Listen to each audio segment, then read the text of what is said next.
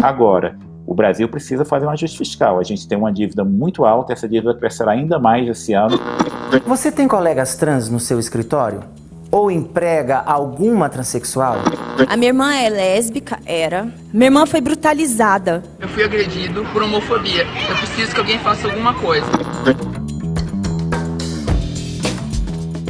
Esse é o Entretanto, o podcast que vai te ajudar a navegar entre o economês e o juridiquês. Eu sou a Laura Carvalho, professora de Economia da USP. E eu sou Renan Quinalha, professor de Direito da Unifesp. Nesse episódio, vamos falar sobre direitos LGBTs e sobre a proposta de meta para a dívida pública. Então, Renan, que semana, hein? Essa prisão preventiva do Queiroz, essas várias entrevistas do advogado, o Bolsonaro agora acusando de espetacularização da justiça. Quem diria que a gente ia ver agora o campo bolsonarista falando em espetacularização da justiça, né? Pois é, eles que se embalaram nessa onda lavajatista, né, da justiça como um espetáculo, de justificar procedimentos de exceção.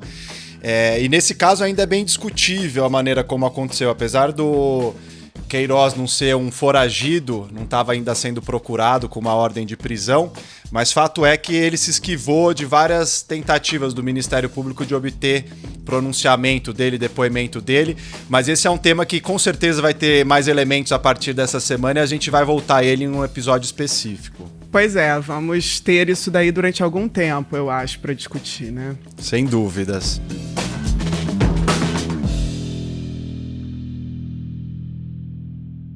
Então, Renan, esse é o mês do orgulho LGBT, a gente teria tido a parada LGBT em São Paulo nos últimos dias, e esse é o seu principal tema de pesquisa e de trabalho, então finalmente a gente vai conseguir entrar nesses assuntos, inclusive com algumas novidades, né? A primeira delas foi essa decisão da Suprema Corte americana, que apesar de estar com uma composição mais conservadora pela indicação de 2 novos membros pelo Donald Trump, acabou tomando uma decisão de considerar discriminação a demissão de LGBTs, né? Então, algo relacionado a, enfim, que já tinha uma previsão aí nas regulações trabalhistas. Então, vamos começar com esse assunto. O que significa essa decisão? Ela pode acabar afetando outras dimensões de discriminação contra LGBTs? Sim, não dava pra gente deixar de abordar esse tema no episódio dessa semana. Enfim, é o mês do orgulho, a semana mesmo do orgulho, dia 28 de junho, é quando marca a revolta em Stonewall, que foi um pouco esse marco, esse mito fundador do movimento LGBT. Então, a gente teria só isso já um motivo bastante importante, mas a gente tem notícias do mundo jurídico também, tanto lá nos Estados Unidos como aqui no Brasil, que valem a pena a gente destrinchar hoje. Essa decisão da Suprema Corte foi bastante importante e surpreendente em alguma medida, como você disse. Isso porque essa lei de direitos civis, que vem de 1964 nos Estados Unidos, ela deixa muito clara já uma vedação a qualquer discriminação que tenha por base sexo, raça, cor, origem nacional e religião. E aí a discussão que havia é se a palavra sexo, que está prevista já nesse dispositivo, também abrangeria orientação sexual e identidade de gênero, ou seja, também abrangeria então uma proteção para a população LGBT. A Suprema Corte se debruçou sobre esse assunto, né, um caso que se atravessou aí meses de discussão. Como você disse, tem uma maioria conservadora hoje com as indicações dos republicanos, né? Então, você tem 5 juízes na Suprema Corte que foram indicados pelos republicanos e tem um perfil mais conservador, e 4 liberais. E essa divisão é sempre muito marcada na Suprema Corte norte-americana. E é o primeiro caso desde a saída do Anthony Kennedy, que era um juiz conservador, mas que nas questões morais, né, as questões LGBTs, de direitos sexuais e reprodutivos, ele se alinhava a um entendimento mais progressista. Ele foi o voto fundamental para a regulação do casamento gay em 2015, que foi a última vez que a Suprema Corte lá se debruçou sobre esse tema. Então, por 6 votos a 3... inclusive por um dos indicados do Trump, o Neil Gorsuch, houve uma maioria para poder declarar que esse dispositivo sexo que está ali previsto, ele também se desdobra, ele também abrange orientação sexual e identidade de gênero. O caso que foi analisado, na verdade, são 3 diferentes processos. 2 de homens gays que foram mandados embora, foram dispensados do trabalho por serem homossexuais, e uma pessoa que é uma mulher trans, que logo depois da transição dela, quando ela fala para o empregador da transição, ela é dispensada também. Você já tinha alguns estados, 21 dos 50 nos Estados Unidos, que já tinha a proteção específica a LGBTs no trabalho, mas havia uma certa controvérsia, né? No governo Obama, uma Comissão Federal de Igualdade de Oportunidades de Emprego tinha mudado o entendimento já para ampliar essa lei dos direitos civis, para proteger LGBTs, mas fato é que na administração do Trump isso já havia sido revertido e tem uma importância fundamental porque, enfim, todo mundo trabalha, né? Uma questão que é central na vida de todo mundo. E, além disso, os Estados Unidos têm uma larga trajetória, o movimento lá nasce justamente contra a discriminação no trabalho. Se a gente pegar historicamente, durante o macartismo, no pós-Segunda Guerra, se fala muito do anticomunismo, da perseguição, do Red Scare, né, que era a perseguição contra os comunistas, mas houve um processo lá muito forte nesse período do macartismo de perseguição a homossexuais pelo Serviço de Estado norte-americano. Entre 47 e 52, mais de 5 mil pessoas foram caçadas por serem homossexuais no trabalho. Então essa é uma discussão pioneira lá, super relevante, e por isso que é tão paradigmática essa decisão que foi tomada na semana passada. E no Brasil, Renan, tem algum tipo de legislação que proíba a demissão de LGBTs? Como que funciona isso aqui? Então, no Brasil, a gente ainda não tem uma legislação específica. Na verdade, o que a gente tem no Brasil é um processo de afirmação de direitos LGBTs que é muito recente, vem de 2010 para cá. E todo esse processo ele se desdobra essencialmente dentro do STF, não no legislativo. A gente tem o que a gente chama de uma trajetória de judicialização dessas demandas. Até porque o legislativo ele é bastante reticente, refratário a essas discussões por conta da bancada fundamentalista religiosa. Então no Brasil a gente teve a união homoafetiva reconhecida em 2011, né, o casamento em 2013 com uma decisão, uma resolução do CNJ, do Conselho Nacional de Justiça. Já é tempo de vermos concretizada a expressão do respeito mútuo na nossa pluralidade. A adoção também resolvida em 2015, pela primeira vez o STF se pronuncia, a adoção por casais homossexuais. O direito à identidade de gênero em 2018, garantindo às pessoas trans que possam mudar o prenome delas e o sexo dos documentos sem necessidade de processo judicial, de cirurgia de redesignação, né, isso diretamente nos cartórios. Em 2019, teve a criminalização da LGBTfobia, reconhecida como uma espécie do racismo, mas também teve outras decisões importantes, né, recente, como em 2020 agora, a decisão que revoga uma liminar sobre a cura gay, uma decisão da cura gay que vinha de um juiz federal de primeira instância. Além disso, o STF declarou inconstitucional uma série de leis que estavam proibindo o debate sobre gênero e sexualidade nas escolas. Então, no que se refere à discriminação, entre esse conjunto de direitos que a gente tem reconhecido, o mais importante é a decisão sobre a criminalização da LGBTfobia do ano passado, quando o STF declarou que, também com base num dispositivo muito parecido com esse da Lei de Direitos Civis norte-americana, na nossa Constituição, que estabelece que é vedado qualquer tipo de discriminação e fala discriminação por raça, etnia, procedência nacional, religião e sexo, também se discutiu se esse dispositivo ele incluía orientação sexual e identidade de gênero. E o STF entendeu no sentido positivo, ou seja... O pedido imediato da ação é que seja adotada sentença de perfil aditivo com o intuito de criminalizarem-se as ofensas, os homicídios e as agressões e discriminações motivadas pela orientação sexual ou identidade de gênero real ou suposta da vítima. Tal criminalização seria feita em igual medida à punição constante da Lei 7.716, Lei Antirracismo. Como a Constituição ela consagra o princípio da igualdade e o da não discriminação, também a população LGBT é protegida pela Lei Antirracismo, que é uma lei de 1989. Então essa lei é o que a gente tem de dispositivo mais concreto sobre essa questão da discriminação no ambiente de trabalho. E essa lei tem um outro artigo, ainda que não é uma regulação mais, digamos, específica. Lá se estabelece que se você negar ou obstar emprego em empresa privada, isso pode constituir um crime de racismo.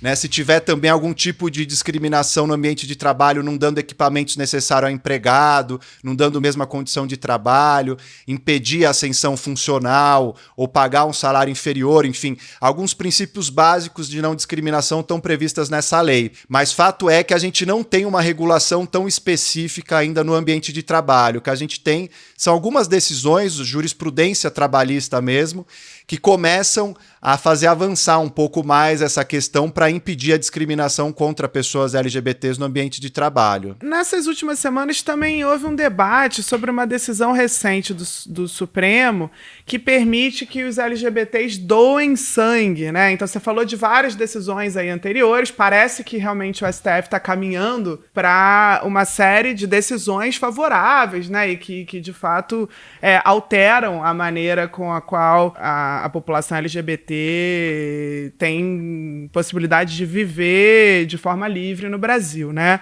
Essa da doação de sangue, por outro lado, parece que ela foi decidida, mas que a Anvisa e o Ministério da Saúde não têm cumprido. Essa decisão foi bem recente, é do mês de maio de 2020, e havia uma portaria do Ministério da Saúde, uma resolução da Anvisa, que é a Agência de Vigilância Sanitária, que estabelecia o seguinte, uma restrição para qualquer homem que tivesse tido relação com outro homem, num período de 12 meses anterior à doação, né, não poderia doar sangue.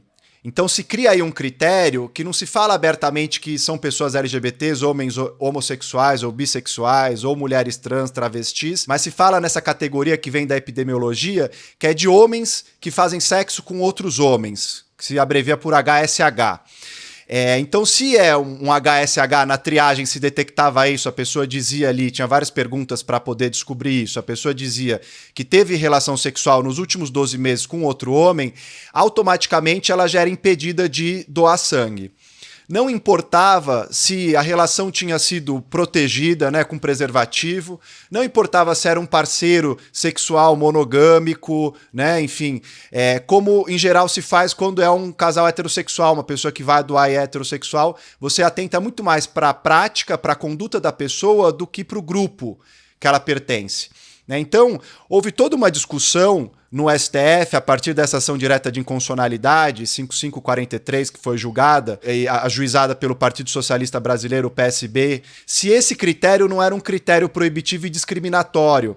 Porque por mais que ele não diz claramente que é contra pessoas LGBTs, ele incorpora e ele reflete um conceito de grupo de risco que era muito trabalhado na época da epidemia do HIV/AIDS, do começo dela, né, nos anos 80, começo dos anos 90, que estigmatizava esse grupo em específico, né? Então a prática de risco você fala como se fosse um grupo de risco mesmo, e aí você estigmatiza esse grupo e causa um tipo de restrição que é desproporcional dos direitos dessa comunidade, desse grupo, em nome da proteção da saúde pública, né, do hemocentro e assim por diante. E o STF acolheu essa argumentação de que se trata de uma discriminação injustificada, ainda que indireta, e pegou isso também de um entendimento da Suprema Corte norte-americana, e por 7-4 o STF entendeu que essas normas têm um tratamento que não é igualitário, porque ofendem a dignidade da pessoa humana. O relator foi o ministro Edson Fachin, né, e falou que é preciso que essa garantia de segurança dos bancos de sangue, disse o Fachin, observem requisitos baseados em condutas de risco e não na orientação sexual para a seleção dos doadores. E a partir disso começou uma discussão porque quando o STF toma uma decisão, nesses casos de declaração de inconstitucionalidade, ela produz efeito quando se publica a ata de julgamento, que foi o que aconteceu no dia 22 de maio. Só que a Anvisa e o Ministério da Saúde disseram o seguinte, a gente não vai cumprir ainda porque precisa publicar o acórdão da decisão, que é o inteiro teor da decisão redigido, que demora muito tempo no Supremo. Isso leva meses, às vezes até anos, para o Supremo publicar uma decisão dessa natureza, que é muito complexa, com dezenas, até centenas de páginas, né, as decisões dos ministros. Então, começou a haver uma resistência e houve uma série de ações de pressão pública e também junto ao STF de reclamação para notificar que em diversos hemocentros do país o formulário da triagem ainda era o mesmo e estava restringindo a doação de sangue por pessoas LGBTs. E aí, nessa última semana agora, é que o Ministério da Saúde emitiu uma nota dizendo que já mudou os procedimentos e que essa restrição finalmente caiu. Só que isso é uma coisa a se verificar nesses próximos dias, semanas. Uma decisão como essa, que vem lá de cima do STF, para ela se capilarizar e chegar nos hemocentros em todos os lugares do país, né, mudar o procedimento e os critérios de triagem que as pessoas estão aplicando, né? Isso envolve um processo muito longo de educação, de mudança de hábito também, que é preciso acompanhar. E no Brasil, Renan, assim, essa trajetória de reconhecimento de direitos, então, ela vem toda pelo STF, né? Mas a gente não tem nenhuma lei aprovada pelo Congresso, né, para tratar das questões e dos direitos LGBT. O que isso significa na prática, né? Isso traz uma consequência, porque você mencionou aí a lei antirracismo, né? Então a gente está, na verdade, usando uma lei que é para uma questão, por conta de uma decisão do STF, para outra questão. Mas será que isso enfraquece, de alguma maneira, os direitos LGBT em relação a outros direitos que estão previstos em lei? Sem dúvida. A gente tem uma função que a gente chama de função contramajoritária das cortes constitucionais, que é uma ideia do constitucionalismo moderno de que as Supremas Cortes, as cortes constitucionais, elas têm uma função, muitas vezes, de assegurar os direitos fundamentais das minorias contra as maiorias contingentes que vão se formando. Porque muitas vezes as maiorias podem querer violar e restringir direitos de outros grupos da sociedade. E aí tem uma ideia de que a Constituição serve para preservar isso, não deixar embalar nessa produção de maiorias que é muito volátil, né? Depende muito da maneira como a opinião pública se forma, dos meios de comunicação, agora da internet, enfim. Então, em vários lugares do mundo a gente assiste a esse processo. Os Estados Unidos é um exemplo, né? Essa decisão que a gente comentou sobre a discriminação no trabalho, ela é uma decisão tomada pela Suprema Corte e não pelo legislativo norte-americano, porque de fato o Congresso norte-americano não aprovaria nesse momento uma legislação como essa. A mesma coisa no Brasil. Então as Supremas Cortes, nesses temas de cidadania sexual reprodutiva, em geral têm feito avançar o debate público e tomado decisões um pouco vanguardistas, digamos assim, né? De alguma maneira forçar os limites para até pressionar o poder legislativo a agir também. Só que no Brasil a gente tem uma fragilidade muito grande.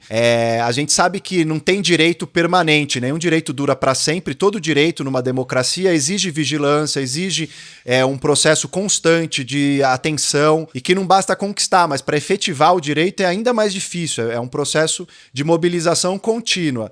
Mas fato é que uma lei dá mais segurança, porque a gente no Brasil tem ou decisões do executivo, que são políticas públicas no campo LGBT, e que são frágeis, porque depende do governo de ocasião, e agora a gente tem um governo federal, por exemplo, abertamente LGBTfóbico, que revoga essas políticas públicas, e a gente tem as decisões do judiciário. Só que o judiciário, a gente está falando de casos que são julgados, por mais que eles tenham efeitos semelhantes a uma lei, porque são casos da Suprema Corte com efeito geral, né, em abstrato, a gente fala em erga omnes, né, para toda a sociedade, para todos os casos que vêm depois desses casos paradigmáticos, a verdade é que você pode ter uma mudança de composição dessas cortes. Porque a gente tem um modo de indicação, no caso brasileiro, por exemplo, que é o presidente da República, que indica e depois tem uma sabatina no Senado. E o Bolsonaro já falou. Poderei indicar 2 ministros para o Supremo Tribunal Federal. Um deles será terrivelmente evangélico. Para a próxima vaga, que já vai ser nesse ano, do ministro Celso de Mello, que se aposenta. Então a gente vê que pode haver mudança de composição da corte, que novos casos que sejam julgados podem ser julgados de modo diferente. E dá até para voltar atrás, Renan. Assim, é possível que com essa nova composição você volte atrás em coisas que já tinham sido aprovadas e direitos que já tinham sido concedidos antes? É possível sim, porque pode haver uma mudança de entendimento da corte, né? E a corte vai calibrando a sua jurisprudência a cada momento histórico. Então aquilo que a corte entendeu num julgamento há 2 décadas, de repente chega hoje e já não é o mesmo entendimento da corte, né? Então isso é comum em vários casos, em vários países, e além disso a gente tem um agravante no caso brasileiro, que é a estrutura decisória do STF, a lógica institucional é muito problemática, porque ela concentra muitos poderes individuais para os ministros. A gente tem uma estrutura monocrática de muita competência para cada um dos ministros. Então,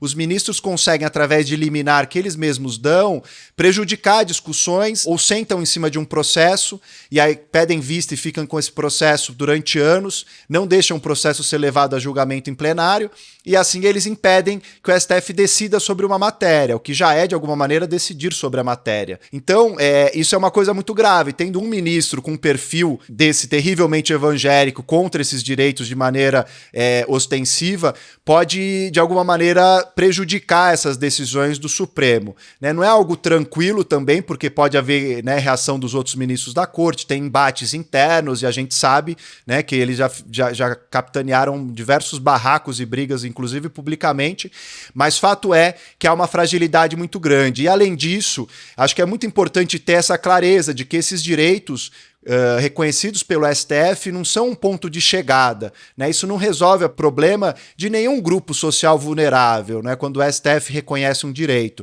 porque entre o STF decidir, um ministro do STF e o guarda da esquina, né, a baixa burocracia mesmo do Estado brasileiro, você tem uma distância enorme para implementar essas decisões. Então, acho que é muito importante ter essa clareza de que são vitórias muito significativas e é preciso celebrá-las, mas também entender os limites dela e de como é importante manter uma mobilização para aprofundar isso, porque só esse tipo de mobilização pode garantir a efetividade dessas decisões e que se tenha, de fato, uma democracia mais inclusiva e igualitária no Brasil.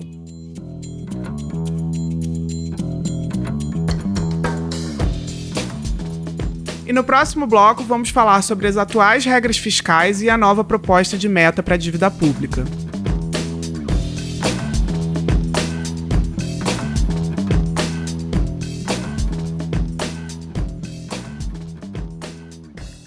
Laura, nessa última semana veio mais uma das propostas que causaram tanto de polêmica no debate público da equipe econômica do governo, que a gente não sabe se são propostas que vão ser levadas adiante, porque muita coisa aparece e depois desaparece na semana seguinte, mas essa proposta agora é de uma meta para a dívida pública.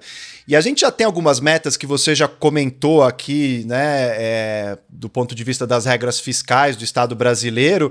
O que é essa meta para a dívida pública traz? O que eles estão propondo e que tipo de problema que isso pode gerar para a gente?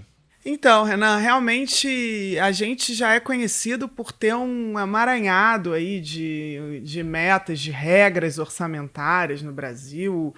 Muitas vezes essas regras entram em conflito, dificultam ainda mais a gestão, mas a ideia que foi veiculada é de que essa regra para a dívida pública ela não viria em substituição a nenhuma das regras existentes, ela seria uma regra a mais. E ela basicamente estabeleceria, né, que se a dívida pública chega a um determinado percentual do PIB, ou seja, fixar uma espécie de limite para o Brasil nesse aspecto.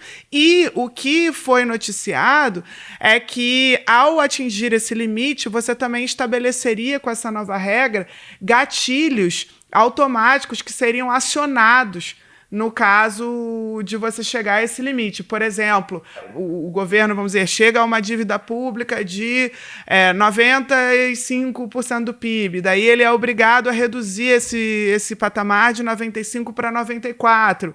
E aí, para isso, ele vende alguma empresa estatal ou algum outro tipo de ativo que o governo tem, ou mesmo reservas internacionais, que, aliás, foram tema do nosso último episódio. Você teria uma série de previsões que seriam forçadas, automáticas, e que, de alguma maneira, tirariam até do campo da política e da decisão, né, as formas de ajuste fiscal. E isso é algo que a gente já tem visto aparecer na própria regra do teto de gastos. O Senado aprovou em segundo turno a proposta que estabelece um teto para o aumento dos gastos públicos. A PEC limita o crescimento dos gastos para os 3 poderes: executivo, legislativo e judiciário. O aumento não poderá ser maior que a inflação acumulada em 12 meses. As regras valem por 20 anos, mas poderão ser revistas no meio do período, a partir do 10º ano. teto de gastos, emenda constitucional 95, né, que é uma das outras regras fiscais que o Brasil aprovou em 2016, ainda no governo Temer, você também tem esses gatilhos automáticos, né? Ou seja, no momento em que o teto de gastos é descumprido, o governo é obrigado a não conceder reajustes no salário mínimo, não conceder reajustes para servidores, não realizar concursos. Então você já está criando uma tradição que é de tentar estabelecer, já na própria regra orçamentária, as prioridades também no caso de não cumprimento, ou seja, de algum jeito a meta, a regra, a lei, ela já está definindo quais são as prioridades e tirando das mãos da sociedade, portanto, a negociação sobre o orçamento público, né, que é feita por intermédio do Congresso Nacional, no geral. Mas tem uma outra questão em relação à meta para a dívida pública que é ainda mais problemático. A dívida pública ela não é afetada apenas pelos gastos e pelas receitas do governo, né? A gente tem, claro, uma parte da dinâmica da dívida que é oriunda dessa diferença, do quanto o governo gasta com seus gastos primários em relação ao quanto o governo arrecada. A gente já viu que, mesmo isso, o governo não controla totalmente, porque a arrecadação, por exemplo, depende do que está acontecendo com a economia. Então, se a economia entra em crise, a arrecadação também cai, e isso acaba elevando a dívida pública, mesmo sem isso ter sido uma decisão tomada pelo Estado. Mas, além disso, a dívida pública ela também depende do quanto o governo está pagando de juros sobre aquela dívida que tinha sido acumulada no passado, né? A gente já tratou desse tema aqui também, que você tem detentores de títulos públicos que são remunerados por esse pagamento de juros, e o fato é que esses juros o governo também não controla exatamente. O Banco Central, claro, ele controla a taxa básica de juros, ou seja, ele fixa a chamada Selic, né? Essa taxa, ela afeta, sim, uma parte da remuneração dos títulos públicos, mas isso também é afetado por vários outros fatores e dinâmicas desse mercado aí de compra e venda desses títulos.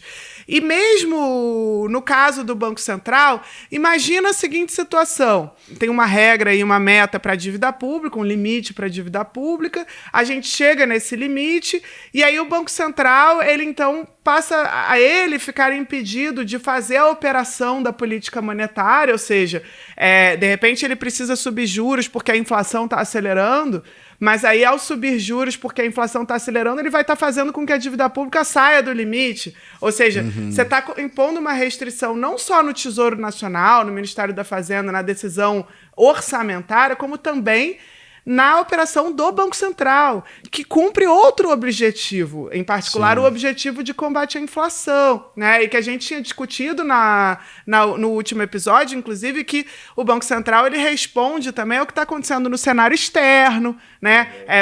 Entrada e saída de capitais do país. Então, você imagina um Banco Central ficar de mãos atadas, não podendo reagir a alterações no cenário externo para poder contribuir e ajudar o governo a cumprir uma determinada meta de dívida. Então, até pessoas do campo progressista costumam ter muitas vezes um otimismo em relação a essa ideia de não, tem que limitar sim o pagamento de juros sobre a dívida. Então, vários até leram essa proposta de teto para a dívida como alguma coisa melhor do que as atuais regras.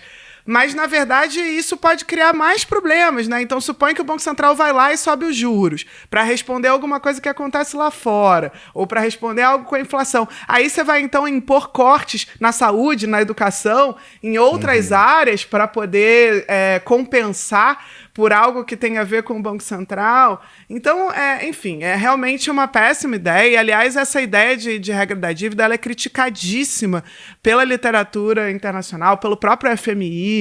É algo que destoa mesmo do que se tem pensado sobre as regras fiscais ideais. Mas a gente já falou de meta de superávit primário, regra de ouro, o próprio teto de gastos. Como que se relaciona essa proposta com as outras regras que a gente já tem vigentes no Brasil? Então, essa nova meta, ela é uma meta para o estoque acumulado de dívida, né? Então, as outras são metas para o que a gente chama de fluxo. Então, que diferença é essa, né? Alguém, por exemplo, uma família ou uma empresa, né, que se endivida, a cada período ela pode tomar novos empréstimos, os empréstimos vão ser um fluxo, né, que vai decorrer dessa diferença entre o quanto a família quer gastar, o quanto a família quer arrecadar, mas ao longo do tempo isso vai formando, então, qual é a dívida total, um estoque acumulado, né? Então, claro, uma primeira diferença em relação às regras que a gente tem é que um limite para a dívida pública, ele está colocando um limite em tudo que já ocorreu, né, em algo que não é controlado e definido nesse momento, né, que já vem sendo acumulado ao longo do tempo. E de algum jeito, isso também está menos ainda na alçada e no controle do governo a cada ano, né? Porque a cada ano o governo vai lá, ele propõe um orçamento para o Congresso aprova esse orçamento. Agora, ele não tem capacidade de determinar o que foi feito em todos os anos anteriores e, portanto, qual é o estoque da dívida que ele tem a cada momento, né?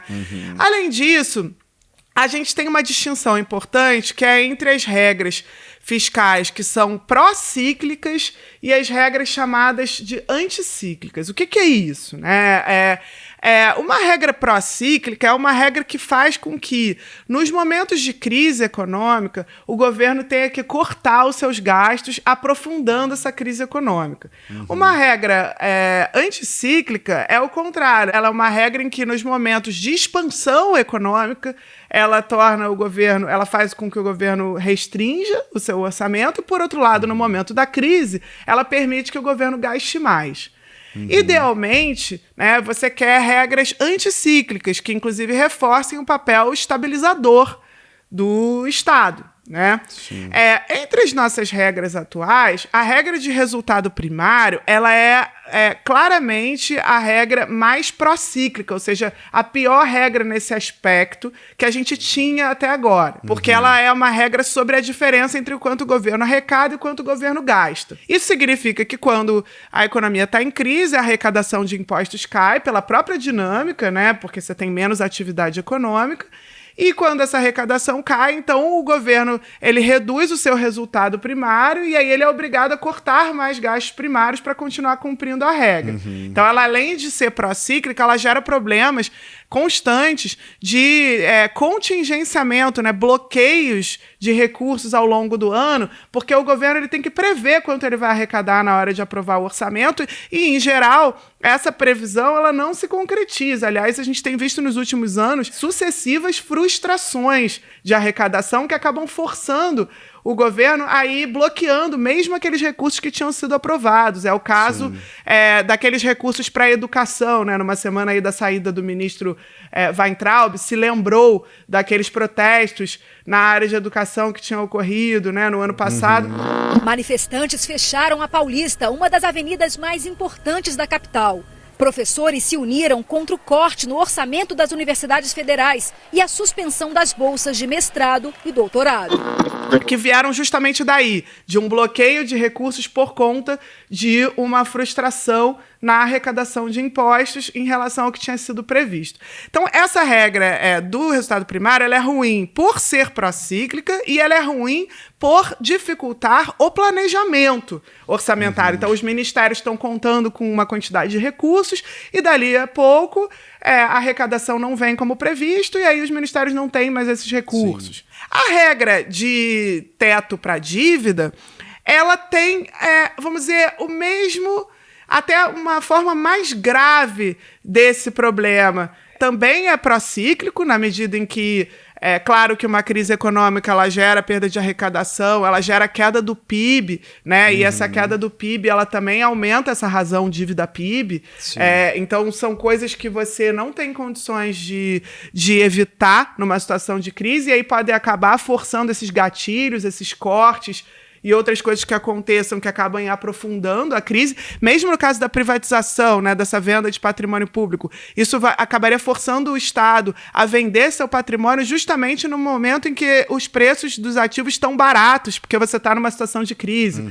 Ela também tem esse problema de dificultar o planejamento, né, de atropelar um pouco as coisas. Ela se refere a um estoque que depende dos juros, que depende de outros elementos que o governo não controla, ou seja, que estão realmente fora da alçada, que obrigariam a uma reação inesperada, né, prejudicando também a gestão mesmo do orçamento público. O teto de gastos já tem outro tipo de problema. O teto de gastos não é uma regra pró-cíclica, ele é chamado de uma regra acíclica.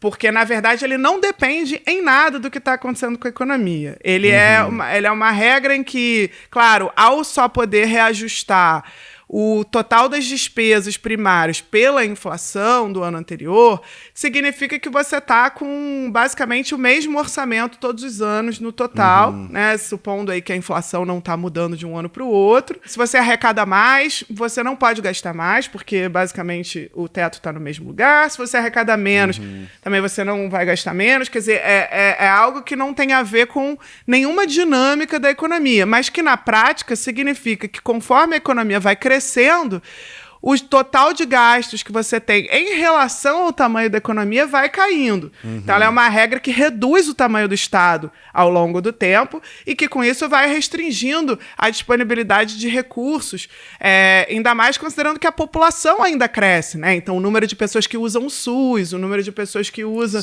serviços públicos continua crescendo e esse volume aí de recursos que o teto permite, que, na verdade, ano que vem a gente já deve descumprir, porque o teto está muito restritivo, né? Ele vai ficando, inclusive, mais restritivo ao longo do tempo. Ele, enfim, vai dificultando mesmo o financiamento para dessas atividades, dessas funções do Estado previstas na Constituição. Laura, o que você considera que seria, então, um regime fiscal ideal, ou que pelo menos desse conta de superar essas deficiências que você apontou nas regras que são vigentes hoje no Brasil? Acho que uma regra de gasto é positiva no sentido de que é aquele elemento que o governo controla. Os países têm caminhado para ter regras de gasto, mas não como o atual teto de gastos, ou seja, regra de gastos que possibilitem que os gastos cresçam junto com a economia, pelo menos, né? E essas regras, elas não precisam ser um teto para 10 anos, para 20 anos. Elas podem ser plurianuais, ou seja, o governo vai lá, anuncia que nos próximos 4 anos o crescimento dos gastos será de 2% ao ano ou de 3% ao ano em termos reais, a depender do que se projeta para o crescimento da própria economia, né? E, junto a isso, um conjunto de indicadores que o governo leva em consideração. Então, olha, esse crescimento dos gastos será o suficiente para estabilizar a dívida pública nos próximos anos. Então, a ideia é estabilizar a dívida pública, mas isso não é uma meta rígida em que, ao se ultrapassar um determinado limite, então você colapsa e você paralisa o setor público, né? É algo que é levado em consideração na justificativa dessas projeções e dessas metas. E mesmo a meta de resultado primário, que a meu ver é muito ruim, ela pelo menos poderia se tornar uma meta um pouco mais flexível. Então há quem defenda bandas, como no caso da meta de inflação. A meta de inflação, você tem um centro da meta, você tem o piso e você tem o teto da meta. Então, com coisas inesperadas, com fatos inesperados, o Banco Central ele pode ter alguma flexibilidade aí. O mesmo poderia valer para o resultado primário. Então, se veio uma crise, a arrecadação foi menor, você pode, né, de repente, cair para o piso da meta, mas não necessariamente forçar essa reação de cortes de gastos, de contingenciamentos agressivos. Então, a ideia é caminhar para um regime que crie margem de manobra e que também preserve investimentos públicos, investimentos em infraestrutura, gastos com, enfim, gastos sociais, né, com as coisas que são prioridade para a sociedade, que não levem a essas reações agressivas e muitas vezes procíclicas, né, que exacerbem crises econômicas e que retirem dos mais vulneráveis justamente quando os mais vulneráveis precisam de mais recursos.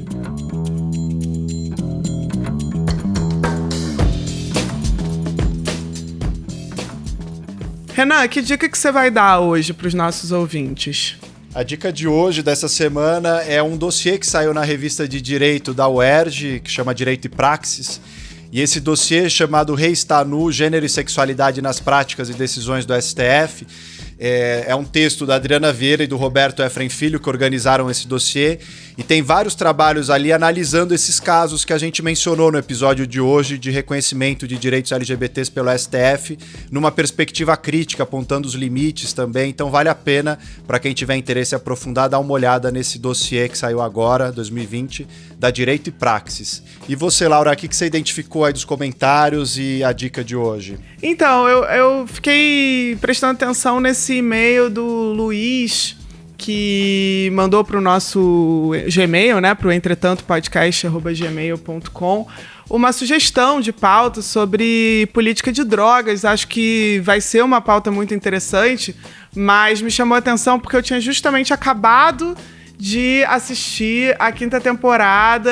Eu fiz, enfim, tirei o atraso aí nessa quarentena, assisti todas as 5 temporadas de The Wire, que sempre me disseram ser uma das melhores séries de todos os tempos. É uma série que começou no início dos anos 2000, então ela enfim, já tem algum tempo, mas é uma série que se mantém muito atual e que justamente está muito ligada ao debate sobre guerra às drogas, para além de questões que hoje têm sido discutidas, de violência policial, de racismo. Se passa em Baltimore, né, numa cidade norte-americana de maioria negra. Então, enfim, achei incrível e ainda por cima os atores de The Wire, 2 deles estão no filme que você recomendou no último episódio, um novo filme do Spike Lee, que aliás é o próximo que eu vou assistir agora que finalmente eu acabei The Wire. Sim, eu preciso tomar coragem e enfrentar The Wire. Ainda não consegui assistir a série, mas fica aí a dica pro pessoal e a gente se vê na próxima semana. Até, gente. Até terça-feira.